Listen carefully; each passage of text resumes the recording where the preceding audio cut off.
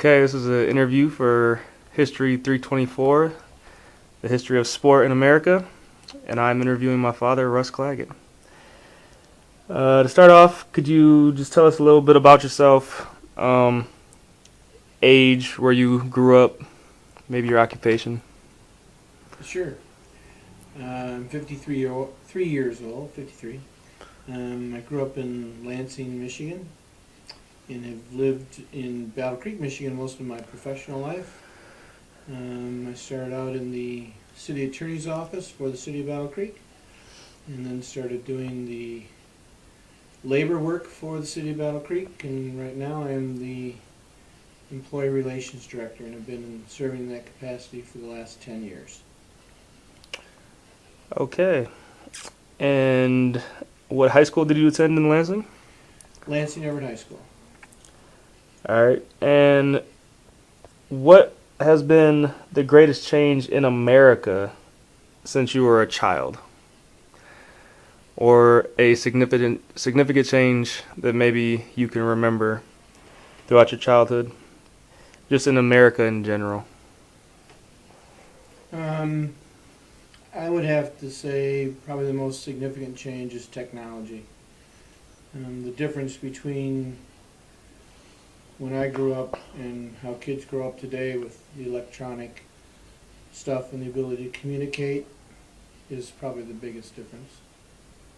Most significant change. Okay, and how do you see that as an issue in sports today?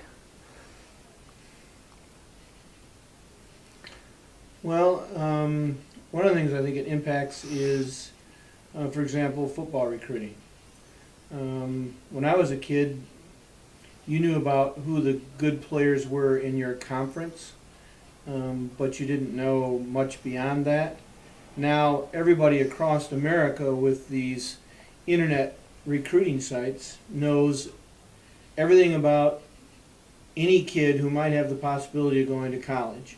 So they know about some kid who's 6'7", 285 pounds, who lives in Iowa and is a 3-star offensive lineman, and what schools he's considering and all that kind of stuff. So that's a huge difference. So many more people are involved in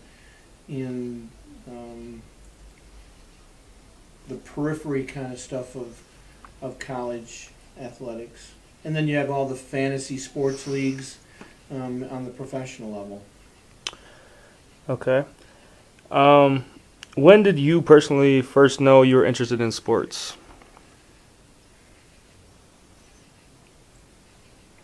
I would say very young.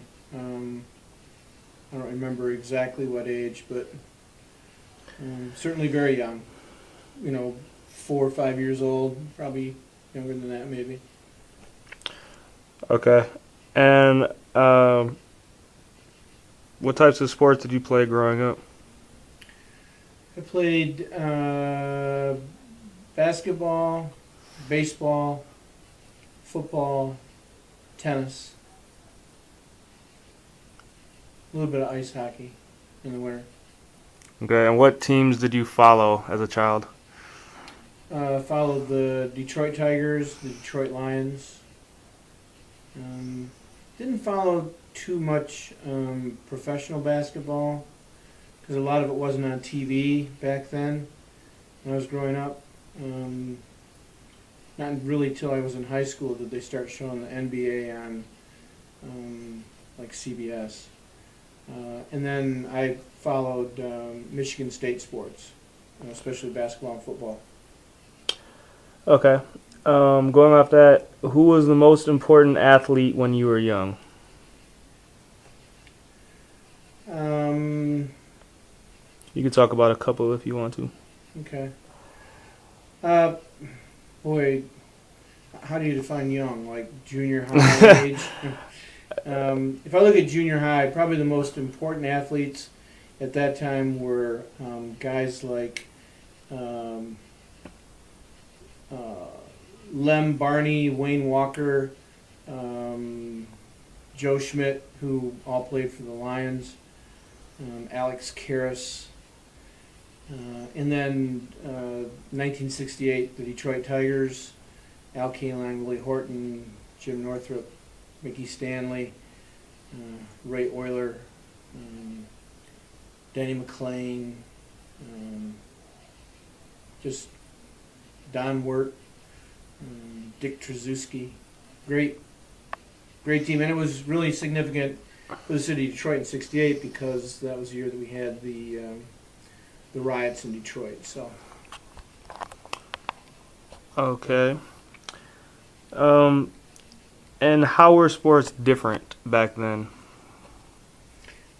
I think one of the two significant differences. Number one, there wasn't anywhere near as much media coverage. You didn't know what players were doing in their personal lives. And number two, you didn't have the huge salaries. I can remember when Al Kaline for the Tigers in the late 60s, early 70s signed a $100,000 contract, which was unheard of back then. And as a kid, if somebody was on a team, they stayed on that team. So you followed that team, and it rarely changed. They didn't trade players very much. That really didn't start until '74 after Curt Flood and the antitrust suit against Major League Baseball with free agency. So there was no free agency. The same players stayed with the same team for pretty much their whole career. Okay. And what was the most exciting game you ever saw or played in?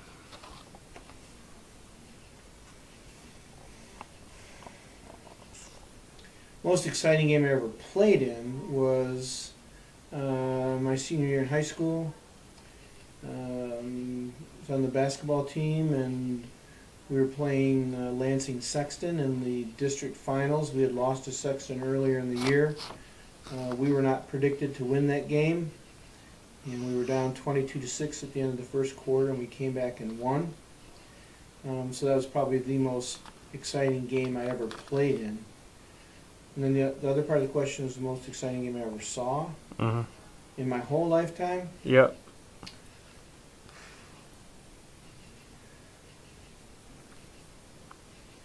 There's been a lot of great games, but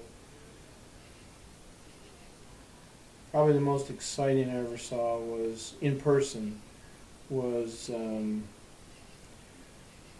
Michigan State versus Michigan at Spartan Stadium. Jeff Smoker to T.J. Duckett touchdown on the last play of the game. The infamous clock game, as the Michigan fans like to call it.